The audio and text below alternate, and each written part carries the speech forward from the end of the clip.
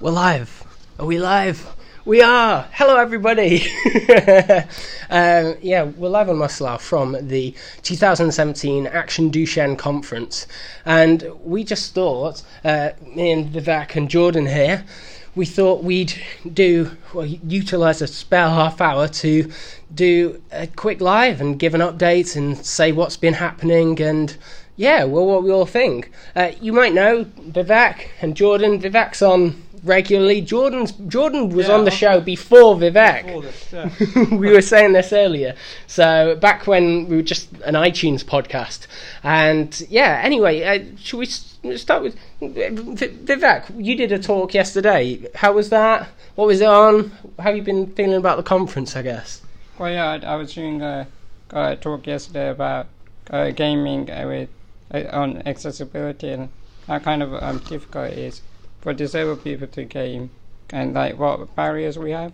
So I think that was it was my first one, so I was very nervous, but I think overall this conference has been really good. I enjoyed the kind of interacting with teenagers with Duchenne or other boys, meeting my friends really. So I think this year it's been kind of pretty impressive, so I'm glad I attended. Yeah, we filmed Vivek's talk yesterday, so we'll hopefully be able to share that with you guys in the next week or so. That was the first time you gave a talk live about anything? Yeah, it was the first time I did a talk by myself. Before I've done it with through other charities, like DMD Pathfinders who are here today, so I was a bit used to being up there, but doing it totally on my own was kind of a new experience for me. Brilliant. And Jordan, this is your first time at the Action Duchenne conference. How are you finding it? This is like Peter says, my first time at the conference. It's been brilliant actually. The amount of people that are here and to see so many people in like similar situation is really, really good. But actually, I was actually invited by John Hasty from DMD Pathfinders, and he basically wanted me to do a talk on what it was like cruising, because earlier this year I went on a cruise to the Mediterranean where I got to see some amazing sights, and basically to show everyone how possible it is to travel, and there's a way around not flying, because I don't fly, and I thought I might as well come along, and I've loved it and want to come again next year. So yeah, it sounds amazing. Because I was saying, was it accessible? And apparently you've got 2 other cruises planned or something crazy. Yeah, I've actually got another one booked for next year, all the way to Norwegian fjords for a week. Wow, so that's going to be amazing. Yeah, it's going to be awesome. You'll have to tell us how you get around the fjords in your chair as well. That'll be an interesting one. You're a navigator. I like it. Exactly. That's amazing. And what have you found? What have you liked about the conference so far, as opposed to what were your expectations? I guess. I mean, I thought it would be a lot more sort of formal, and and a bit sort of like that. But I think it wasn't what I was expecting. There's actually a lot more social to it than I realised, and the amount of things that other people do that you can learn from, and there's even some medical things that maybe I didn't know before, actually quite useful. But I've met some great people while I've been here. I've actually had a chance to chat with Vivek as well properly, which is nice. So I'll definitely recommend anyone coming.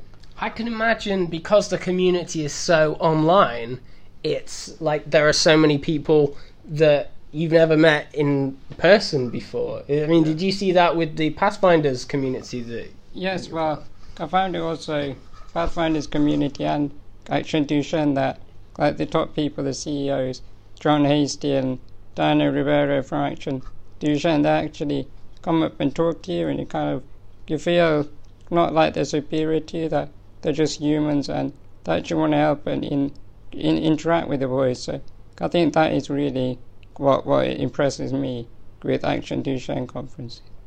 Yeah, no, and I can imagine. I mean, in terms of the forums that you've been on, chatting with people, and it's like, oh wait, we've spoken loads of times. Yeah, it is definitely that, because I've got, I think, a few people that I've got, made friends via Facebook, especially from Pathfinders, and yeah, it's just brilliant to meet them face to face and actually chat and say, oh yeah, pretty nice to meet you, and things like that. Yeah, it's brilliant. It really is. Both you guys are staying for, or been staying for the weekend, like. Yeah, I've been staying at a nearby travel lodge. Yeah, and basically travelled over 10 minutes away. It's really good. It really is good. Vivek's been high lifing it up here in the Hilton. Yeah. Were you partying until the early hours? Well, yeah, I arrived here on Thursday. It was kind of late, but yeah, I really liked it here. I wasn't expecting I organised it. It was like Angela Stringer organised the hotel for me and my mum and carers, so it was all kind of sorted for me, which makes this whole experience much easier. And in terms of the accessibility of the hotel, I always like talking about accessibilities of hotels, even in the middle of talking about a conference. One thing I thought is there's lots of people who use wheelchairs staying. Have you got an accessible room? Have they managed to make it accessible? The rooms are very accessible, but a little bit small, but otherwise they're pretty okay hotel rooms, really. Nice. Still no ceiling track hoist. That's our next episode, is one that we've just recorded. The next Muscle Owl Talks episode is with me and Vivek. We're talking about his recent trip to a premiere in Archway, London, which was it had a ceiling track hoist, which we found amazing. But yeah, have you ever stayed anywhere with a ceiling track hoist? Not actually. What was it like on the boat? What was it like on the boat? Well, we actually hired a hoist, mobile hoist, and did it that way. But yeah, I definitely think travel lodges, these sort of small hotels need, not large hotels, shall I say, should definitely put in these ceiling hoists, because it's just so good.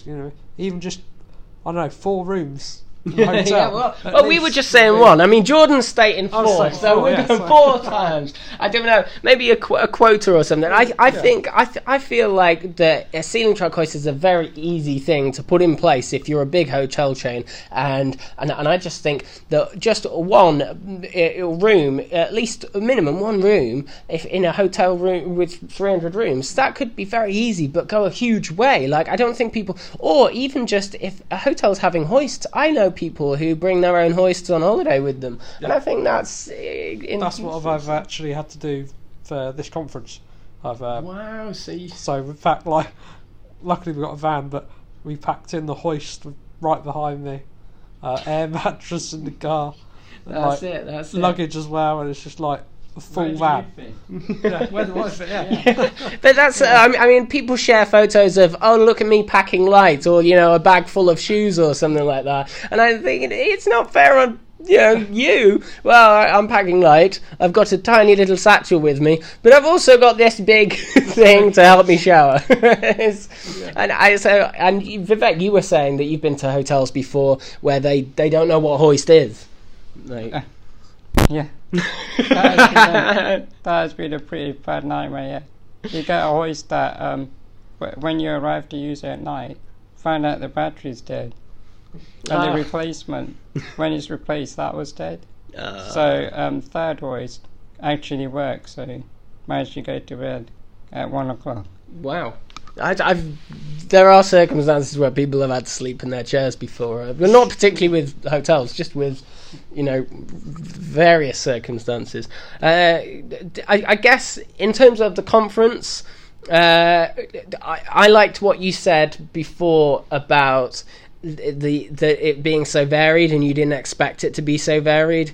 And I just thought of that because we're in this room now doing this episode where we've done filming for the last couple of days, and I just nipped out to one of the rooms down the corridor and went in, and Dame Kay Davis was giving a talk on on very high level science. So and then I know that another talk, that's why we've just come out of a Pathfinders talk where they're talking about, what's the Pathfinders talk on? Talking about anxiety, depression, and well-being. Well, that was just one random talk. So and care packages, yeah. And also they had this morning talking about something else that was very. What was this morning's talk?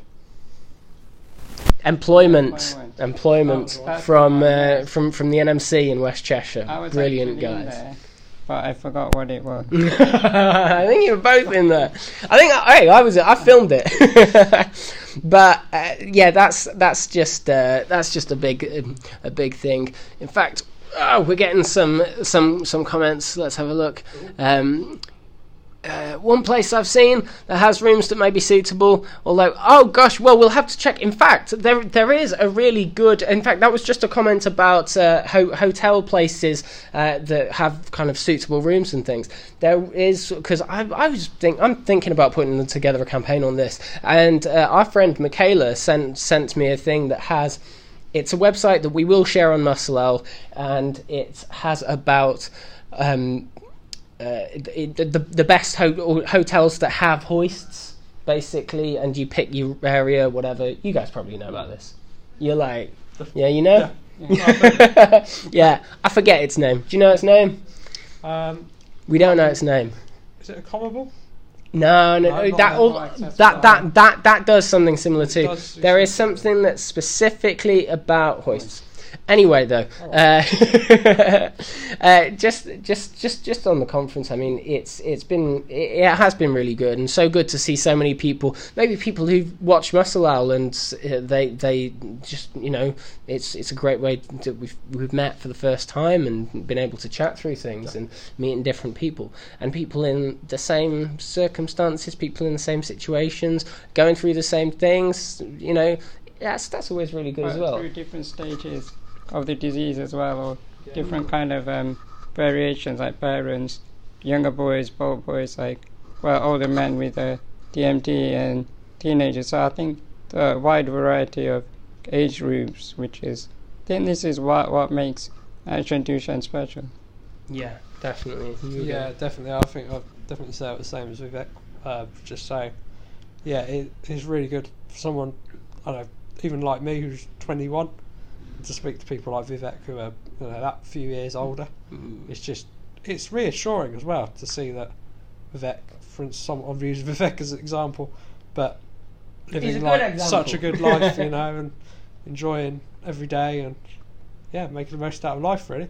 I think that's key as well. In fact, that hits it on the head. It's about the people who are older than you, but then the people who are younger than you. And you see lots of families that have just newly diagnosed. They only just found out what Duchenne was last year or 2 years ago, and you're able to show them by just being yourselves that you can live brilliant lives, or just normal lives, whatever normal is, and I think that's always key, because I think there are so many misconceptions and so much unknown, and everything is unknown because no one knows. You guys didn't know what it was. Your parents didn't know. No one knows. So I think that's key. And I think, like you said yesterday when you said there was an interview me and Vivek did where there was a question, any words of wisdom, and I think you said, stay positive or something like that. What was? I would say something cliche, but it really does. It really does. Be positive is kind of how I live. But I just want to say something about, for me and younger parents with the disease, even younger boys, they kind of inspire me and kind of help me to realize how I was growing up and problems I faced. So I think it's good for any older boy to kind of meet younger boys and parents, really. Yeah. In fact, that reminds me, I heard something just this morning that somebody said, and I thought, my gosh, yes, I always remember that. It was about people with Duchenne can't jump. And in fact, it might sound really, really random, but I thought, gosh, that was what we always defined Duchenne as kids, because we couldn't define. We were like, it just. Andrew has my brother Andrew. If some of you watch him for the first time, has Duchenne muscular dystrophy 25, and well, he could never jump, and I could. And that was the thing. People would say, "Oh, what's muscular dystrophy?" It means you can't jump, and so that was the thing. Very good biomarker. I remember we once got our mum to jump just to test. We were like, "Do you prove it?" But yeah. But then again, you see young boys with Duchenne now. Some of them do jump, so it's it some of them up. It ruins the biomarker jump thing. But yeah, 6 meter jump test, or the 1-time jump test. Anyway, that's just a bit. I mean, it's little things like that you pick up on and go, "Oh yes, I remember that." And it's just a really good way to share information and experiences with each other. Yeah. Thanks for watching, guys. Well, we're definitely me and Vivek, we're definitely going to get Jordan back on the show to chat some stuff. Certainly about his upcoming. He's going to be the new David Attenborough, I think. That's it. BBC series in the line. But yeah, do you want to both lead us out? Final statement, or? Yeah, I think anyone that's thinking of coming to the conference next year, or even maybe anxious about doing it, I would say that you should come. You know, I think you'll learn a lot. You'll meet a lot of people. You'll probably come out feeling a lot more positive than you did before. You know, some might think maybe more negative because of the medical talk, but I think you don't have to go to that if you don't want to. If you're not ready, that's fine. But you will definitely come away feeling more positive than you did before. Definitely. Awesome. And Vivek? Yeah, well, I just want to say I'm definitely going to come next year. So I hope I see a lot of you through this podcast here. Yeah, nice to see you. Yeah, well, in fact, as Vivek said, if you want to join us on Muscle Owl Talks, we do a show every week. Vivek is usually on that show, and Jordan will soon be too again.